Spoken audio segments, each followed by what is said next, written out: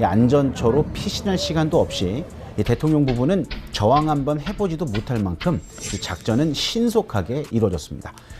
He was trying to get into a safe place. You know what a safe place is, all steel. He made it to the door. He was unable to close it. 미군은 비밀리에 체포 작전을 아주 오랫동안 준비를 해왔다고 합니다. 이 마두로가 어디 사는지 또 어떻게 움직이는지 일거수일투족을 계속 파악을 해왔고, 특히 이 대통령 안전가옥 모형을 만들어서 침투 방법을 연습해온 걸로 알려져 있습니다. CIA도 지난해 8월부터 이 베네수엘라에 비밀리에 파견이 돼서 이 마두로 대통령의 동향을 파악했다고 알려져 있죠. 기습 효과를 극대화하기 위해서 기상 조건까지 면밀히 검토를 했고, 현지 시간 3일 새벽 시간이 가장 취약한 시간이라고 판단을 하고 기습 작전에 돌입을 한 겁니다. 작전명 확고한 결의, 마두로 베네수엘라 대통령 체포 작전은 전격적으로 이루어졌습니다. 새벽 2시에 급습을 해서 불과 1시간 반 만에 마두로 대통령 체포에 성공을 했습니다. 체포 작전에는 미 육군 최정예 특수부대 델타포스와 160 특수작전 항공연대가 투입이 됐습니다. 이 나이트 스토커로 불리는 항공연대는 지난 2011년 오사마 빈 라덴 암살 작전 때 해군 특수부대 네이비시를 이 파키스탄으로 이동시켰던 바로 그 부대입니다. F-22 랩터를 비롯해서 150대가 넘는 항공기가 출격을 했고요. 다수의 원격 조종 무인기가 동원이 돼서 베네수엘라 방공 시스템 무력화시켰습니다.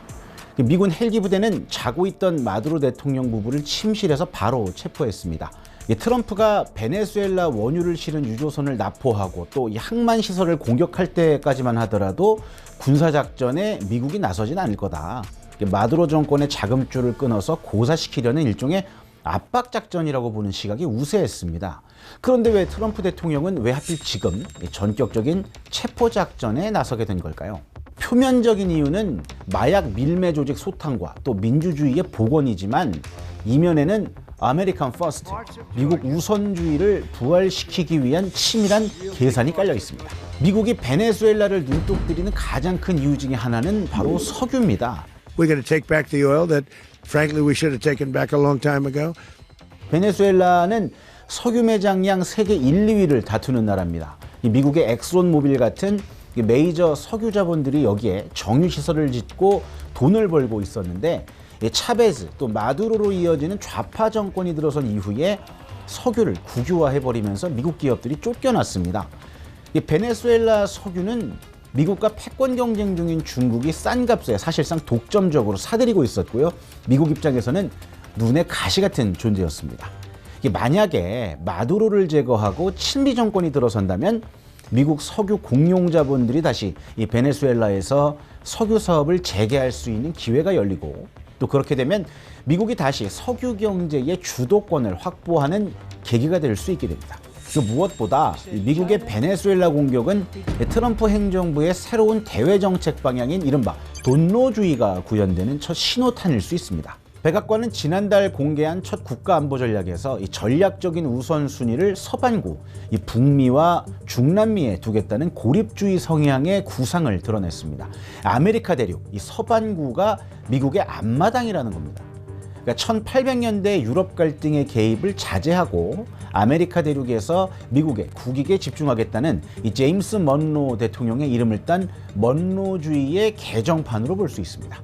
마두로 대통령은 그동안 중국, 러시아, 또 이란과 밀착하면서 미국에 대항하는 남미의 반미기지 역할을 해왔는데, 트럼프의 기습 공격은 우리 집 앞마당에 외부 세력의 영향력을 지우겠다는 메시지로 볼 수 있습니다. 이른바 남미의 반미 도미노를 끊고 중국의 자원 외교에 치명타를 입히는 가장 효율적인 지정학적 승부수로 해석할 수 있습니다. 트럼프에게 마두로는 이 남미의 반미 정권을 향한 일종의 시범 케이스일 수 있습니다. 미국과 손잡을 거냐, 아니면 마두로 정권처럼 정권을 내놓을 거냐, 선택을 강요받는 상황이 만들어진 셈인데요. 이 돈노주의에 대한 답장을 곧 남미 국가들에게 요구할 것 같습니다. 이 트럼프의 정치적 아킬레스건은 남북 국경입니다. 이 미국으로 유입되는 불법 이민자의 상당수가 이 베네수엘라의 경제 파탄을 피해온 사람들이거든요. 이 트럼프는 국경에 벽을 쌓는 것보다 난민이 발생하는 근원지인 베네수엘라를 안정시키는 게 더 근본적인 해결책이다 이렇게 판단을 한 것 같습니다. 트럼프는 집권 1기에도 마두로를 축출하려다 실패한 적이 있습니다. 당시 베네수엘라의 야권 지도자인 후안 과이도를 지원했지만 수포로 돌아갔습니다. 트럼프는 자신을 결과를 내는 협상가이자 행동가로 정의합니다. 그러니까 이번 작전은 오바마나 바이든은 못했지만 나는 했다, 이런 강력한 리더십을 전 세계에 보여주겠다는 트럼프의 집념이 담긴 행동으로도 볼 수 있습니다. 민주주의 국가에서 정치인이 권력을 유지하는 가장 안정적인 수단은 선거에서 이기는 겁니다. 최근 성착취범 앱스타인과의 친분 의혹, 또 사회주의자 맘다니의 뉴욕시장 당선 등으로 집권 1년 만에 트럼프 대통령 정치적으로 상당히 흔들리고 있는 상황입니다. 최근 들어서 트럼프 대통령에게 더 큰 부담으로 작용하고 있는 건 연방 대법원의 관세 판결입니다. 트럼프의 정치적 운명을 좌우할 판결로 이르면 이달 안에 연방 대법원의 최종 판단이 나올 것 같은데, 보수 성향이 우세한 대법원의 기류도 트럼프에게 우호적이지만은 않은 것 같습니다. 트럼프 입장에선 올해 중간 선거를 앞두고 이 악재가 누적되고 있는 상황인데, 마약 카르텔 수장으로 지목한 마두로 체포라는 초대형 이벤트를 터뜨림으로써 국내 정치적인 주도권을 장악하겠다, 이런 승부수를 띄운 걸로 보는 시각도 존재합니다.